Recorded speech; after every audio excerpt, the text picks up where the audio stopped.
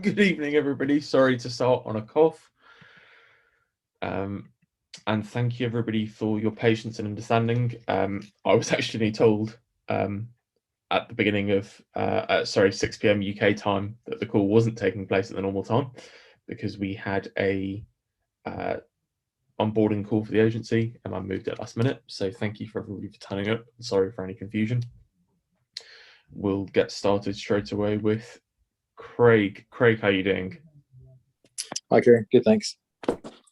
Just a quick question. I just got my first client, and they're kind of a small brand. It's like a pet food supplement, like a topper on top of the food. We've got an ad budget of £200 a month, but I was just wondering, would you run like an awareness campaign first and then retarget those people who are interested, or would you just run like a straight conversion campaign? What do you think would work? So you're in a tough position with 200 quid ad spend. Yeah. What is their organic following like now? They've got about 3,500 followers on Facebook. I think, yeah. Okay, and what's their web traffic like? I don't know the actual numbers for the web traffic.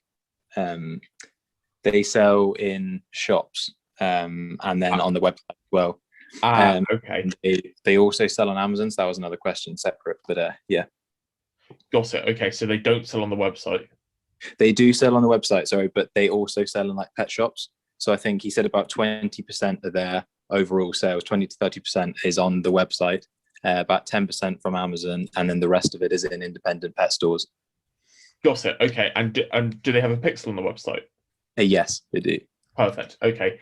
I would put all 200 of it on retargeting. I say all 200 as if it's a really dramatic amount. Yeah. But I would go for the warmest audience possible and just get the biggest returns you can get from 200 straight away. Okay.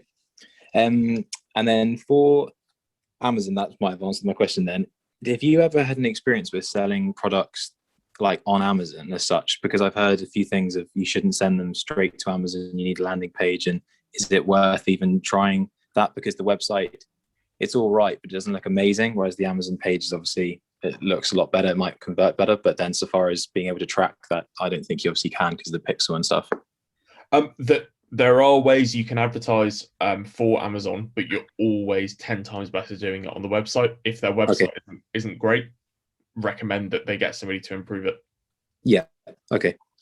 And then just one quick question about, when you onboard a client and they send you, or you ask them to drop their CSV file of their email list, what's the kind of GDPR thing? Is that all, like, are you allowed to hold that information? Or because like I think one of them kind of queried it before. Yes. Information. It's not 100% legit because they shouldn't be passing that on to you. They shouldn't be passing that on to you because the people who gave it didn't consent to giving it to a third party, even though you're an authorized third party in that respect. It's more the fact that are you holding it securely, etc. The easiest way to get around it is if you anonymize it and you just have access to it. So if they're struggling with it and they don't want to do that, then you just get them to upload the CSV file directly to the business manager, and then you have access to it, but it's anonymized data, not personal data. I understand. Yeah. Okay, I'll get to that then. That's great. That's all. Thank you very much. Amazing. Thanks, Craig. Thank you. Bye-bye. Bye.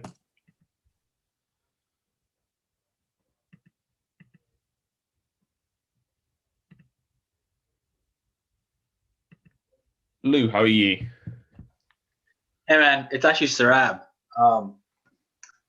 Sarab, have you snuck in under a fake account just to confuse me?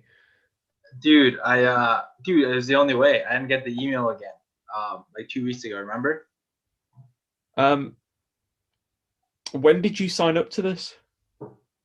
So I signed up September 2019 originally, and then 2 weeks ago, you sent me another link. Because remember I made a Facebook post about it. I didn't get the link, and then that link made me sign up again 2 weeks ago. Yeah. I don't have an honest response to that. I honestly don't know. That's a, Is that's is the turn up high on this one, or is it just me? Yeah, can anybody else pop in the chat if they didn't get an email reminder for this, or how on earth they found this? Because somebody sent it to me, Yeah. which was nice of them. Yeah. But yeah. Yeah. We do have a resolution for Zoom calls coming very quickly, so there shouldn't be a long-standing problem. But sorry about that. Oh, no, it's all good, man. It's all good. So first question. I'm back with the live. Can you upload the last live call question? Of course, make a note of it. Yeah. Okay. Yeah. Still not uploaded. So that one. And then also, what did Eman say when you reminded him about the shout out last week, but the week before? He's put it in the 8 key SMMA terms video. All right. Is that out yet? No, it's if it's not uploaded, it's due to go out either this Thursday or next Thursday. Dogecoin might be this Thursday. He's making a video on Dogecoin. Oh, it's a good video. You'll like it. Oh, no way. All right, cool, man. Yeah, that's all for me then. Thank you. Amazing. Thanks, Rob.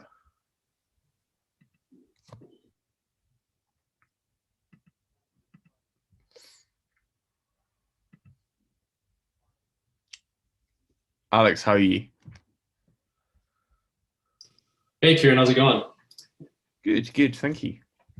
Yeah, so I just have a quick question about my business manager. I know this has been like a topic that has been in the Facebook group here and there, but just opening up, when I go into my business settings and I'm trying to create an ads account, when I click add for my account, it's pretty much like locked up. It says your business will control campaigns and billing for this ad account.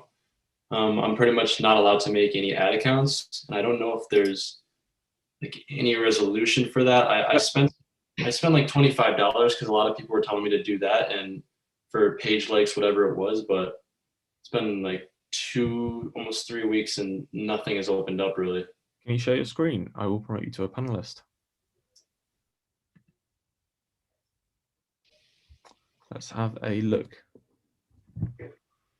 Share screen.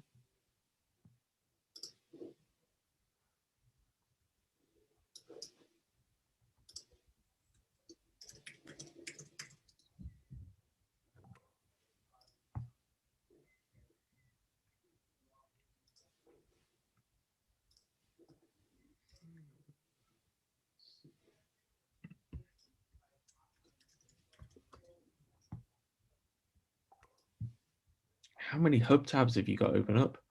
No, can you see my screen right now or no? No, not yet.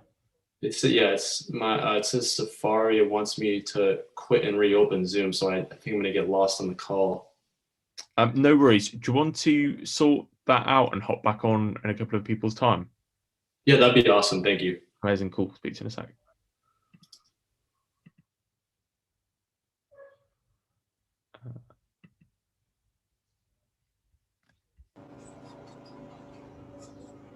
Mika, how are you doing? I'm doing good. Yeah, so this is a question I had last live. So basically, I was going to like the previous live calls, and agency incubator students asked if it could be connected to CPA students in the web design niche. Can that be possible for me as well? Yes, we don't have any sort of formal program for that. But if you go to the agency incubator group and you speak to a chap called Carter Surak, send him a PM. He does web design and is very knowledgeable in that if you want to have a word with him. Okay. All right. Thank you. Amazing. Thanks. Thanks, Mika. Sorry.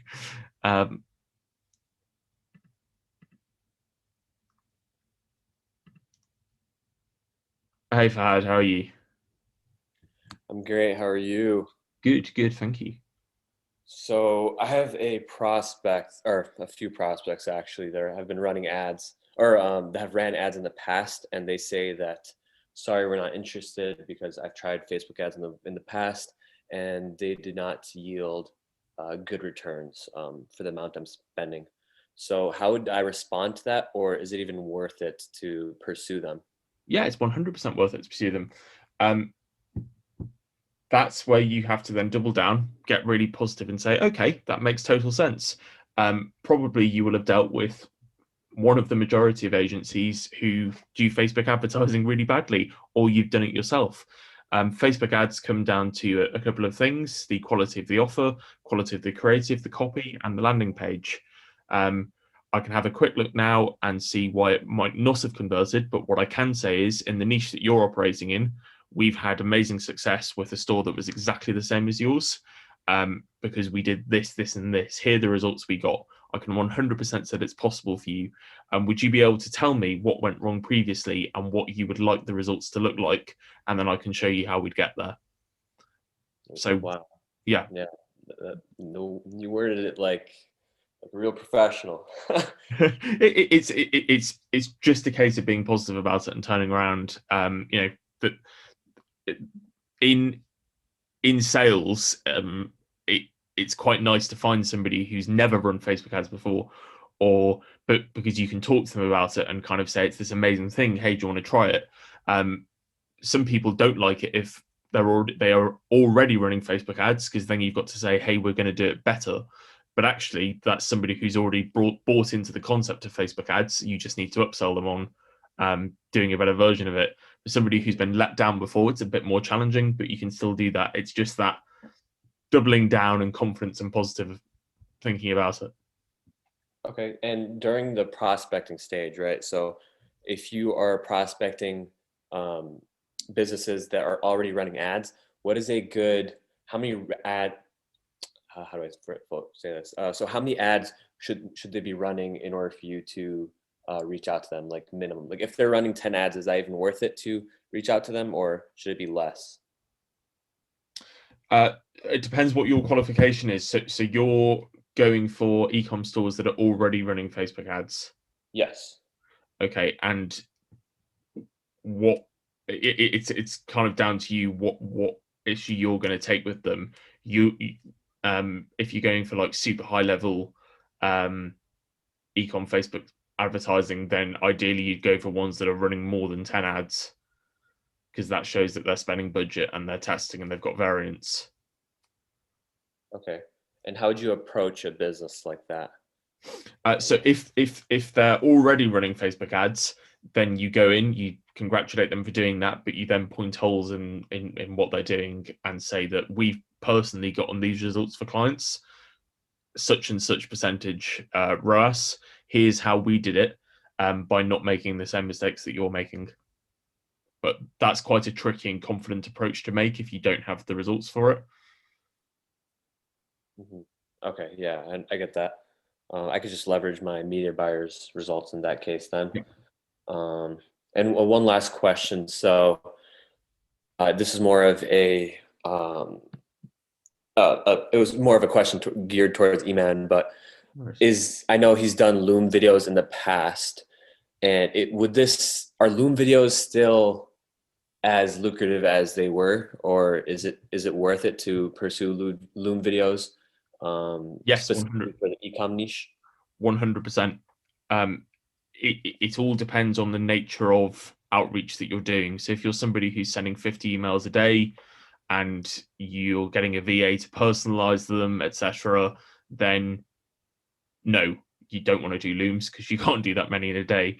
If you're very hyper targeting 10 companies a day, then yes, you would 100% do Looms. Looms are still incredibly effective. Okay. Well, I guess that answers all my questions. Thank you, Kieran. Appreciate it. Amazing. Thanks, Fahad.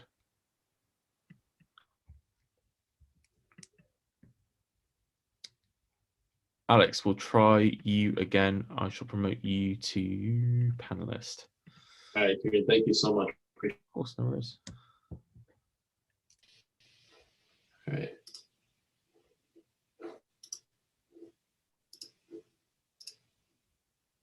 Okay. Can you see my screen? Yeah. Okay. So yeah, pretty much like right here, whenever I try to add an ad account. You've reached the maximum number of ad accounts allowed for a new business account after several weeks of following our policies. Okay. So you have spent money on on that ad account then. So just to check, you were adding these accounts basically to get backup accounts.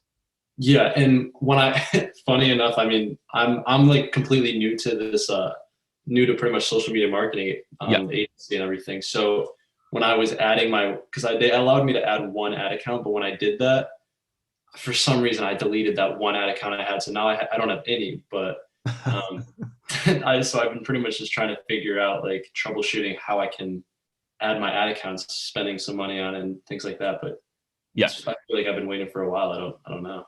No. So the ad account that's listed there, Prodigy Digital, that's not active. I don't think so. Like I said, I'm still like learning so much with this. So. No worries at all. The business manager is a nightmare to navigate. Just while you're there, go on to add people. Add people. And then just click yourself and manage ad account. This one? Yep. And then assign. Perfect. So that ad account is live. So, and if you go to top left where there's the 9 square, that one, yeah, and then go to Ads Manager.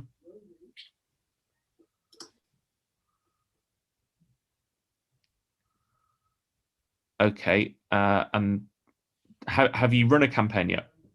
I have not yet. No. No. Okay. Cool. So you can now run something on this ad account if you want to try it. Oh, okay. I can. Yeah. Just do a page likes campaign. Likes campaign. I'm not seeing that. So have you gone through the service delivery module yet? Not fully. I don't believe I have. No worries. Don't get too panicked about this.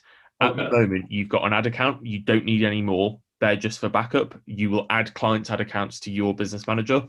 If you want to spend a bit of money, have a quick look after this call. Just search how to do a page like campaign, and find a guide. And you're literally just on the left there under campaigns. You'll go to create, and you'll run one from there.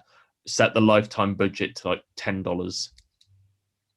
Okay, got it. Okay, perfect. All right. I think that was mainly it. So, and then like over time, can I pretty much start adding ad accounts? Is that how that works? Yes. Yeah. So when you sign a client, they will pop their business manager ID. They will add your business manager ID into their business manager and grant you access to their ad account, and it will appear in your business manager as a partner ad account. Awesome. That was a huge help. Thank you so much. Very welcome. Thanks, Alex. All right, no problem. Bye.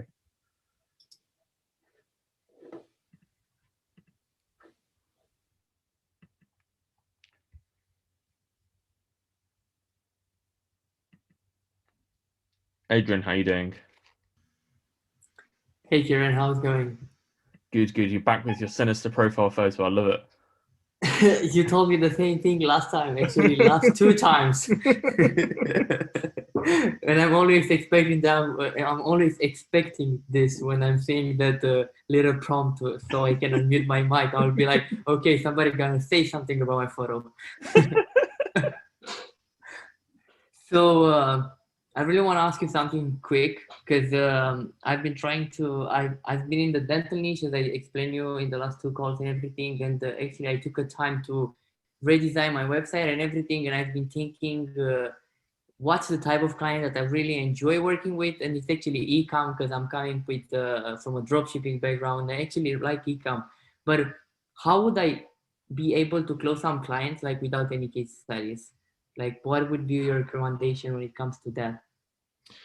So basically 3 versions, but I don't recommend the 3rd version. First is that you work with a contractor and you leverage their case studies. So you find a contractor, you decide that you're going to work together. You say, I'm going after this client. Do you have any case studies in this particular niche that we could use? And then you talk about that, and that they're a member of your agency and that your agency has got these results. That's the first version. That's the most reliable one. The second version is to not steal a case study, but to go onto the Facebook business page, and they basically have a case study for every niche and every industry. You go on there and you look at the results, and you don't explicitly say they're your own results. You say, for example, this company got a 4x return on Facebook advertising. This is how they did it. If you get caught short and they say, yes, but did you do it? Then you say, no, I've not actually run Facebook advertising for clients in this space before. This is something we're really, really keen to do. And these are the kind of results we'd expect because we're going to follow a different path. The third one is the Hail Mary, and you don't go in with any case study results, and you just kind of upfront about it and say, yeah, we really think we can get you good results here. And if you're asked for a case study, then you say, no, I don't have one. That's not going to go well. But yeah, those are your 3 options. Yeah, the third one kind of sucks because I think I'm falling in that category. Because I do have a meeting for Thursday, but that's the thing. Like, if he's asking for any case study or something like that, I won't actually be able. Can you not I've find a been contractor before then? Sorry? Can you not find a contractor before then? No, because I do run ads by myself, but I do enjoy, mostly because I actually love running ads and I kind of like the platform and everything related with Facebook and Instagram advertising. Because I was able to bring results for myself when I was doing dropshipping before, and they were like pretty good results, but I cannot access that account anymore because it got restricted. And I was like, for 6 months, I was back and forth with Facebook trying to get it back, and I couldn't get it back. And now I'm using another business manager that I'm logged into it, and it's my roommate one, so I cannot actually log out from Facebook, and I'm gonna log out from business manager as well. Yeah, makes sense. Yeah. You got a challenging one there. Can you speak confidently on Facebook advertising? You know what you're doing. Yeah, definitely. Because can you remember your previous results? Yeah, of course. Yeah, then put them in a Canva presentation and make them look professional. That's actually what I've done. I think that's how I managed to book the meeting, because I kind of go for volume when I recorded a video, a Loom video that I'm putting in every single message. I have a specific sequence with like 5 emails that I'm sending to every single prospect out there, and in the third email, usually I'm putting the Loom video, which is kind of personalized, but it's not totally personalized because it's the same video for everybody. So there, I have like few screenshots that I'm presenting to him, but I cannot actually like screen share when I'm in the real meeting and show him inside the business manager. That's fine. You can just say, I don't have access to that anymore. Here are the results, and you can speak confidently on it. Yeah, I think I'm gonna do that. Thank you so much, Aaron. That's everything for me. Amazing. Thank you very much. Have a great day. Good luck on your meeting.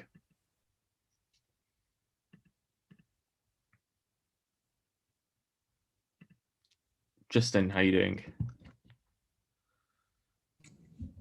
Hello, how's it going, Kieran? Good, thank you. Perfect. I came in late, but I'm glad I got the. I was gonna say I got the line, but I got the chance to talk to you. Perfect. So actually, I've got kind of a tricky situation here, a little bit similar to, I don't remember who, but somebody kind of talked earlier about showing results from their media buyers. So I'm gonna put a little bit of perspective. I started off running more of a web design agency, and now I have made the choice to transfer to marketing in February. So I found myself a media buyer that I trust really fits my description, although he doesn't have much experience with ads. He's followed many courses, and I've actually purchased many courses myself and had him follow them. But anyways, he's given me case studies, which at first I kind of believed they were his, but you know, I didn't really ask. And then when I did, he told me that they weren't, but that I could use them and then say that they were his. So I did some sort of PDF with basically to make them look clean. And today, actually, in a meeting, I got asked for my case studies, and I presented that. It went well. You know, I know the full background of the story with the results, but I'm just wondering here, more of on an ethical side, like, is this something that people do, or like, is this like unethical? Have you got 2 minutes for me to tell you a story? Sure. So quite often on these calls, I talk about my own experience of being like a part of a bigger agency, because we used to get to these sorts of tricks all the time, but this is actually a story from my mum, because I don't know how many people know this, probably nobody, but my mum still now runs a PR agency. So she's been in the agency game a very long time. And this was in the 90s. She was running her agency in Liverpool, and they wanted to work with the council. They had pitched to the Liverpool City Council.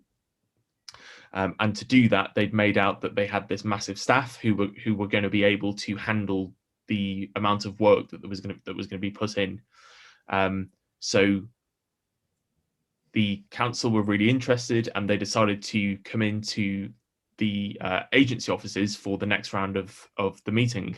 So when they did that, my mum said, "Okay, we're in trouble because there's only 3 of us in this agency. What are we going to do? We said we had a staff of 15."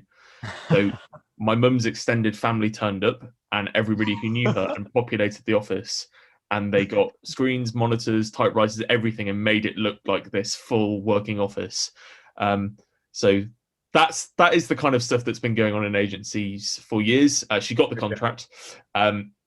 So that's point one. From an ethical perspective, things like this always come back to you, and you do get caught out. You have to be very, very careful. On the other end of the story, a guy called Filippo, who is best friends with Eman, he last year was incredibly close to signing a client, and they were a very, very high-end skin brand. And he was speaking to another client on a sales call and said, "Yeah, we're actually just about to start working with XXX Skincare." And the new client went back to the skincare company and said, "We're going to work with this agency. Have you started working with them yet?" And the skincare company said no. And we have a non-disclosure agreement. So he's just lost us as a client. So he lost 2 clients in the space of a couple of days.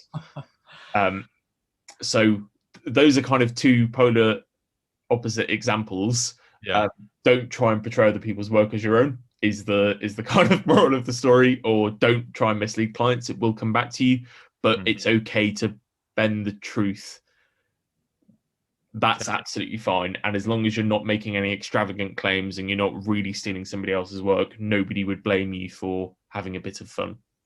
Okay, perfect. I get it. Because in my case, I think, it's a pretty nice story you had there, but I think I'm more I'm on the really thin line, because he's fine with me. Well, my media buyer is fine with, me telling or, acting as if it was his case studies. But the numbers are not like incredibly huge also, they're like good and like believable numbers. Like, it's not something, I'm not coming up with like 98 ROAS or like anything like that as I've seen in the past. But I was just wondering if that's something I that could pass. But you're right. What would you recommend then? I'm in this situation. I know, like, or let me kind of rephrase that.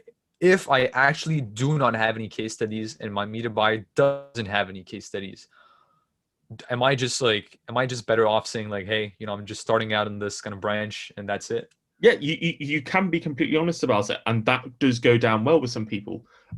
We as in Grow Your Agency, started working with somebody in December who's doing something incredibly ambitious with us. And he started the call by saying, "Just so you know, guys, I've never done anything like this before. I've done a smaller scale version of it, but this is a first." And we still started working with him. That's fine. People respect that if you go in and say no. And to be honest, we have all the systems set up. We know exactly what we're going to do, but we've not actually worked with somebody in this industry before. These are the results we'd expect, but we're coming in and we're saying this confidently. And obviously we're not going to charge you as much as we want to in the future, because we really want to work with you and get a positive testimonial from you. People respect that. That's fine. From the sounds of your media buyer, they sound a bit of a cheeky chappy. The fact that they haven't got any case studies and they're willing to use somebody else's, these are red flags. So depending on how much you like them and how much you trust them, I'd maybe start looking at somebody else. Yeah, no, for sure. That's something in my mind right now, because I haven't really started to train him yet. So I'm still good to look for someone else. But No, you're right, and I think I'm gonna kind of go that way. And I think what can help me also is, as I mentioned, I started off as a web design agency, so I do have some experience within the industry. Like at some point, it's not my first time offering any sorts of service, but this, marketing itself, yes. So definitely, I think I can kind of leverage my sort of past experience of working within the industry. But I guess I'll have to play the newbie card. Perfect. All right. Well, thank you so much, Kieran. Have an awesome day, man. Thanks, Justin. Bye.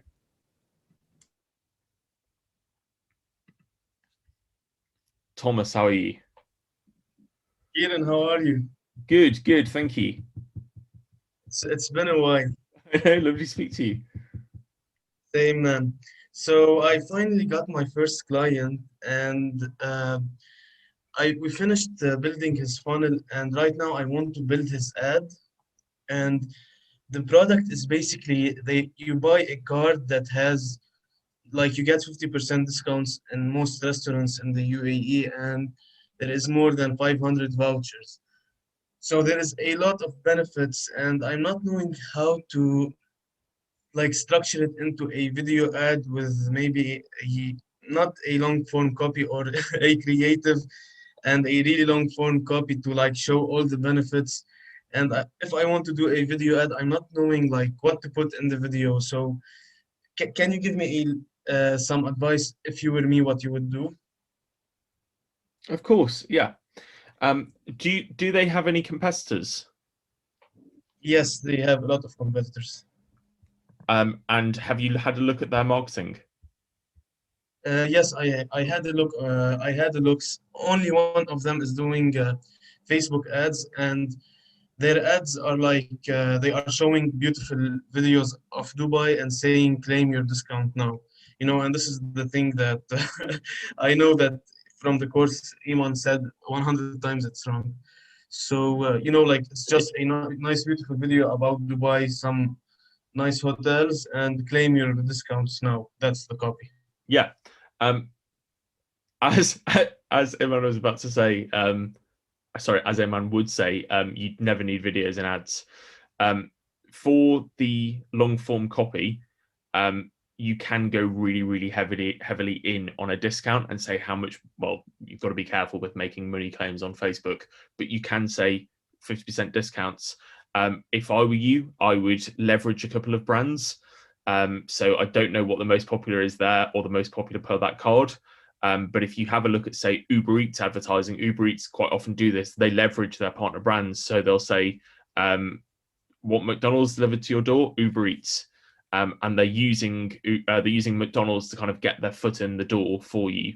So depending on a really popular restaurant that people go to there that they can get a discount on, leverage them and say 50% off at X and X restaurant, and you can just use a picture of some food from their menu. That will do a lot better than like a generic brand video. A pizza saying you could get 50% off Pizza Hut. Wow, that is an amazing idea. I didn't think of that at all.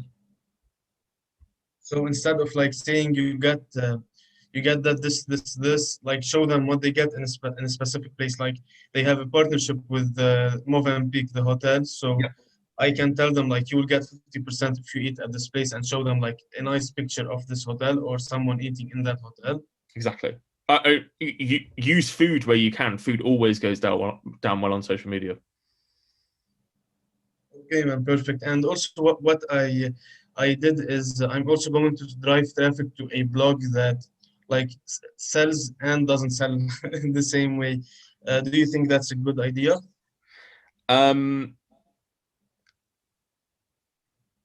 If I were the company, that's what I'd be doing. If I was the agency who was getting paid to bring results, then no, I wouldn't be doing that.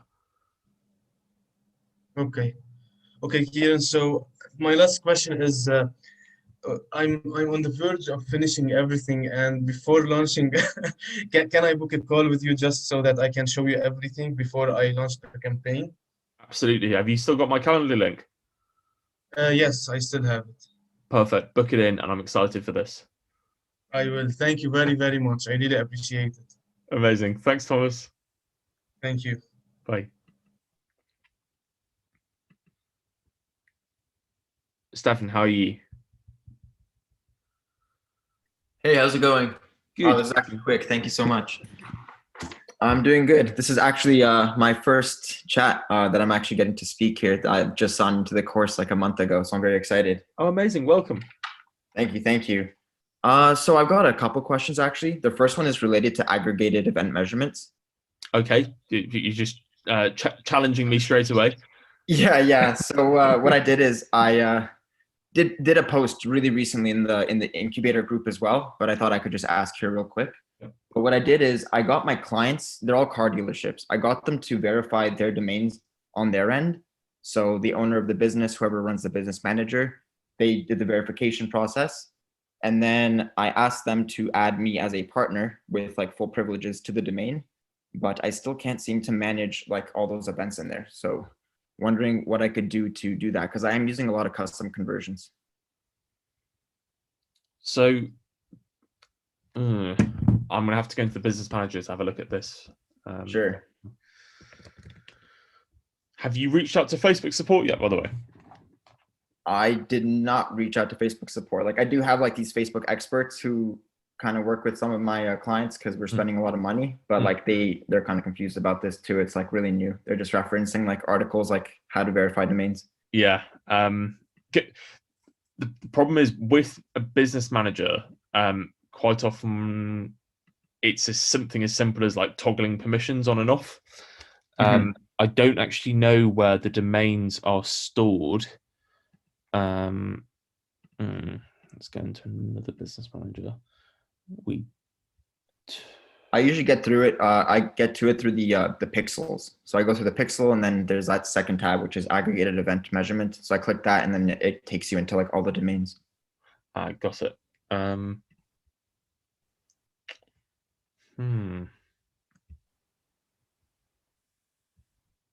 So I'll be honest here. There's nothing I can see where you can give permission or send the domain to somebody, even with Pixel, because events.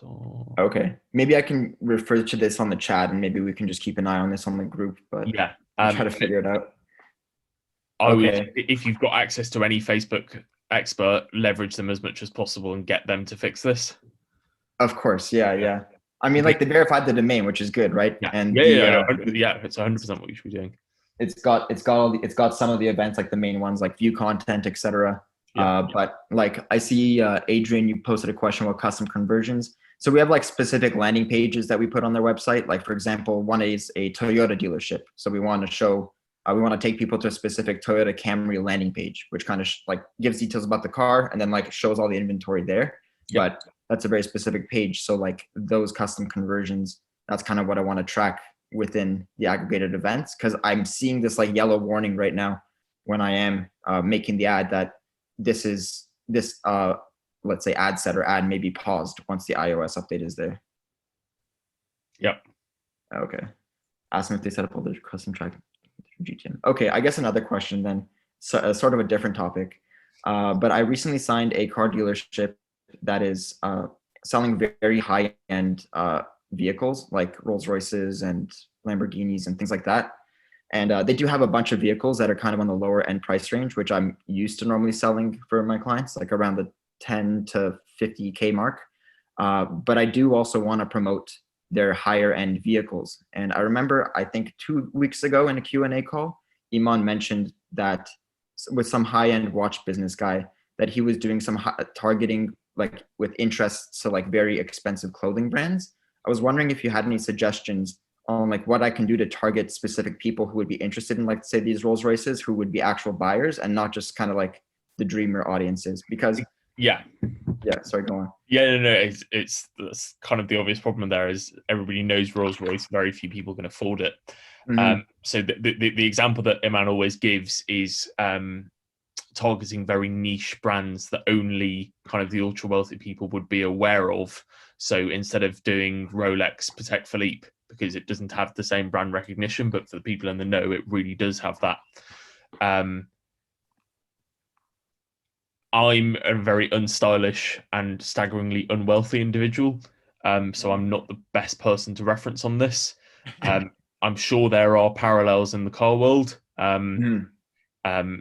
You know, there are brands which kind of attract that same prestige from the people in the know, but I suppose that's more for car enthusiasts. You know, I'm thinking like Alpine, whereas most people don't know it, but car enthusiasts do. But somebody who wants an Alpine probably can't afford a Rolls Royce. Nothing off the top of my head. Have a look at niche watch brands, or at least ones that aren't particularly famous. Have a look at private banks in your area. Any sort of events that people are likely to go to if they're wealthy. I think if there's anything else. Yeah, I mean, clothing is a good one. Not the kind of Luxottica Italian brands.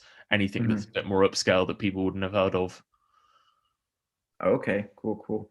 And like, when you're looking for these things, do you usually find these off of Google? Do you think there's some magazines that you would reference, or like, is there some sources that would be helpful? Maybe. There are. If you go to what's the American magazine, DuPont Registry. If you go in there and have a look at some of the adverts in there, or if you go on to I'm sorry, I'm struggling from a cultural perspective here, trying to get something. If you have a look in, say, the Wall Street Journal and see who's advertising in there, you'll get a good idea. Okay, perfect. Okay, that's good. Thank you so much. I'll do some homework here.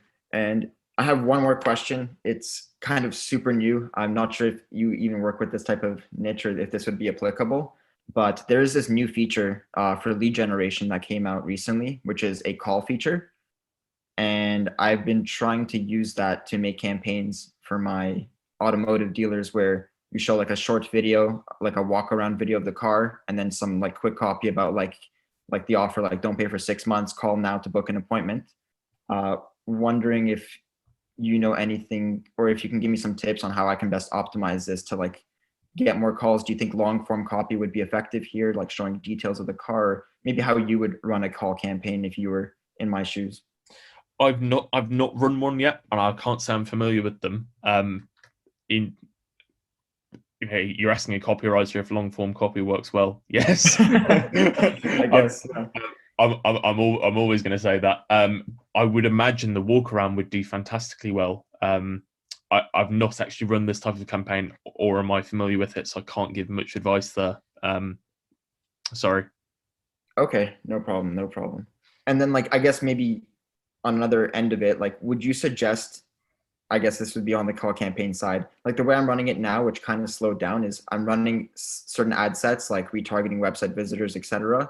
And then I'm showing like multiple vehicles because like I can't pair with the catalog. So I just have to like manually put in the vehicles. Do you think it might be a better idea to split each campaign with each specific vehicle and then split test that way? Or would it be more optimal running them all under the same ad sets? Do you think like Facebook's targeting would get affected with multiple vehicles in there? I don't think it would. I'm just wondering if that's worthwhile. Do you find massive drop off between vehicles, or do you, like, for example, if you're doing it for a Toyota dealership, do you find there's a massive drop off between different types of vehicles? Yeah, like the example I have is we did a trial run with one of our dealers. It's a used car dealer, and we did $15 a day, and we ran it about for like $360. And over that time period, he got 7 calls. So he's like, and he sold the car for like $200 after $200 was spent, which is like, okay, this is really cool. So then he's like, yeah, let's scale this up. So we put it up to $40 a day, and I added a couple more vehicles. However, after like $250 of spend, we didn't even get a single call. So I'm just like, what's going on here now? Can you do me a favor?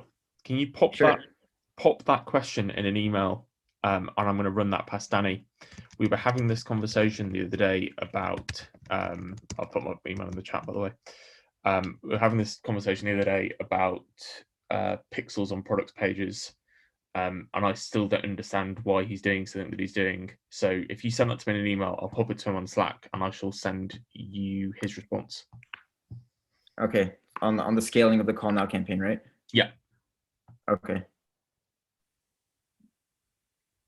Just taking a note. Okay. And then there was one more question. I did post this in the group a while ago, and I guess I didn't really get too many responses on it, but it was relating to how in the automotive industry right now, we have to go under the special ad category. So like when it comes to just lead ad forms and just getting like the targeting, it's just super open-ended right now. We can't really target ages or anything like that. Yeah. So what I've noticed is some of our clients, like they're getting a good amount of leads. We're getting them for like $15 each. They're filling in the forms, like which I even put in qualifying questions to get some more information from them. But they're still saying that the lead quality could be improved. Like I had one of my sales guys call all of the leads for one of the dealerships, and he said 66% of them were actually like real leads in his opinion. And then the other 33%, he's like, I don't know where these came from. So I'm wondering maybe what I could do to improve the lead quality with these limitations of the special ad category. I think that goes back to the earlier question in terms of more accurate targeting. If you've got the qualifying questions, other than messing with the copy, really, there's not much you can do there. It's weird. I don't know why low quality calls would be coming in there. There's not really an answer to that. Okay, so it'd just be more down to just split testing the different audiences and then getting the dealer to tell me which ones are actually working and then just turning off the ones that don't. Yeah. Okay. That's all the questions. Thank you so much for this. Amazing. Sorry, I wasn't of massive help there, but I'll try and get a good response from Danny. No, it's okay. And I will send you an email. I did take some notes and I should send that to you after this call's done. Amazing. Thanks, Stefan. Bye. Bye-bye. Usman, how are you? Hey, Kieran. Hey, how are you doing? Wow, good. I don't have any technical or hard questions. Thank goodness. I am fairly new to this as well, so I might ask some very dumb questions. Perfect. You ask me dumb questions or what my favorite Taylor Swift album is. Those are your two options. So basically, you know, the whole, how do I word this? You know what, I'm just gonna say it how it is because it's a silly question, or it might sound like a dumb question, but you know, when you're sort of making or starting your own business, how you can choose what's the word, an LLC or a sole trader. Yeah, a sole trader. You know, if you just don't do either of them until you get like a client, is that okay to do? Or oh yeah, that's absolutely fine. And what if I do start getting clients and I don't sort of do that? Why would you say that? So let's say I don't know, I get a client, and then to sort of avoid doing the whole legal side of stuff, would that be an issue legally? I'm assuming. It would be an issue when it came to paying taxes. Yeah. Okay. So that's a definite must to do. Yeah, I mean, becoming a sole trader is the easiest thing in the world. Paying taxes isn't fun, but all you do is you register to declare to pay your own tax, and come January time, you put in how much money you've earned from a salary, how much money you've earned from dividends, etc., how much money you've been paid. You're a sole trader, and it calculates how much that you have to pay, and then you put your card in, and that's it.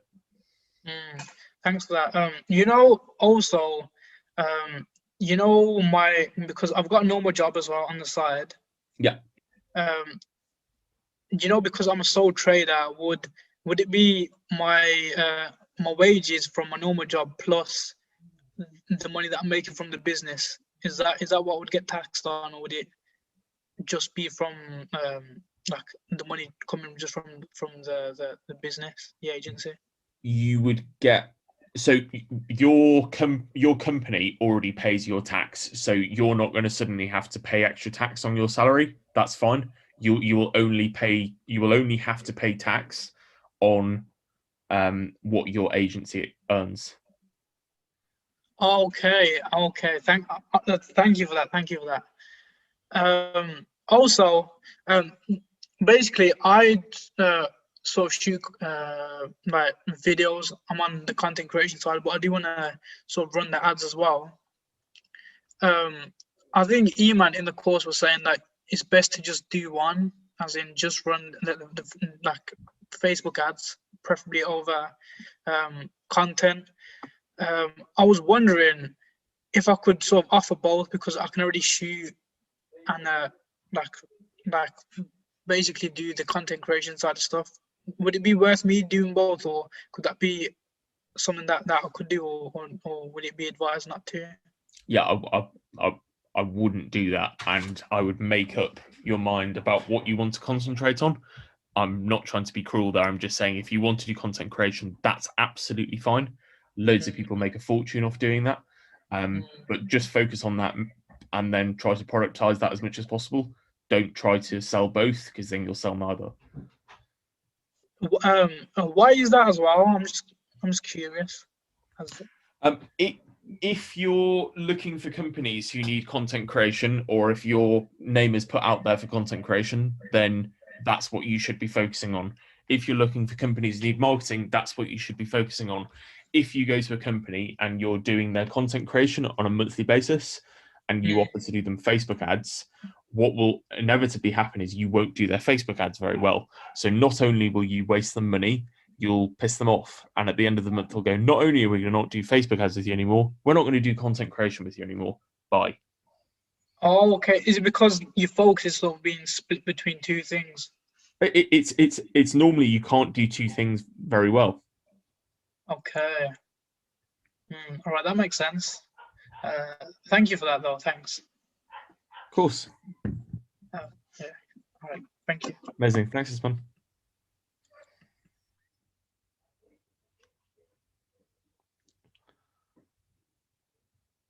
Alexander, how are you?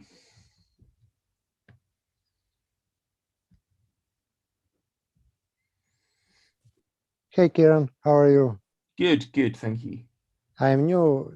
I'm 5 days into the course. I'm almost finished it, so I have a couple of questions. First one is, I have problem with payment processors. My country doesn't support any of these that are in the course. So what were the ones that would you suggest for me to use? I'm from Montenegro, by the way.